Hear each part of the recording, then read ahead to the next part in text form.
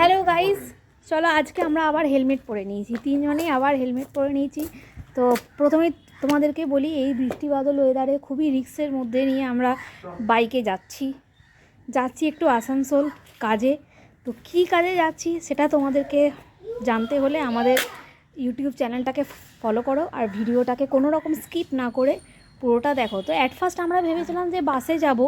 So ওয়েদারটা একটু রোদ উঠেছে, এইও দেখো আশেপাশে দেখতে পাচ্ছ একটু রোদটা উঠেছে। তো সেই কারণে আমরা প্ল্যান চেঞ্জ করে বাইকে ডিসিশন নিলাম যাব।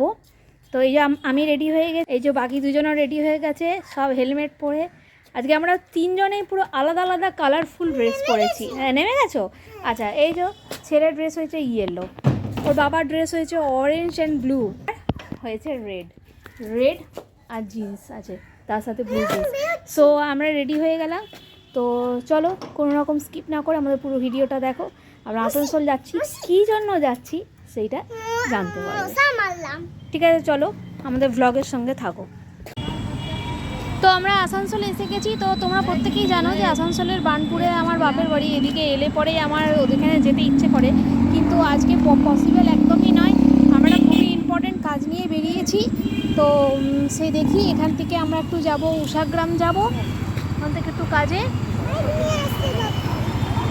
যাচ্ছি, বুঝবো। পুলিশ লাইনে একটা কাজে এসেছিলাম, কী কাজে তোমাদেরকে বলবো পরে। তারপরে করে এবারে আমরা বাইকে উঠে পড়ছি। হ্যাঁ, আর এখন ওয়েদারেরও কোনো ঠিক ঠিকানা নেই, এই রোদ উঠছে তো এই বৃষ্টি। তো যে কারণে আমরা বাইকে বেরিয়েছি। তো এখন আমার বাপের বাড়ি যেতে গেলে আবার যদি বিকেল থেকে ফেরার সময় বৃষ্টি পেয়ে দেয়, সেই জন্যেই এখন পারছি না যেতে। সো এখন আমরা যাচ্ছি উষাগ্রামের দিকে।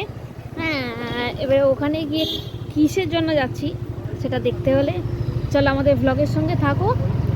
চলো তোমাদেরকে উষাগ্রামের ওখানে গিয়ে দেখা হবে। এখন আমরা আসানসোল স্টেশনের রাস্তাটা দিয়ে আমরা যাচ্ছি, গিয়ে উষাগ্রাম যাবো। ঠিক আছে, চলো ভ্লগের সঙ্গে থাকো, দেখতে হবে।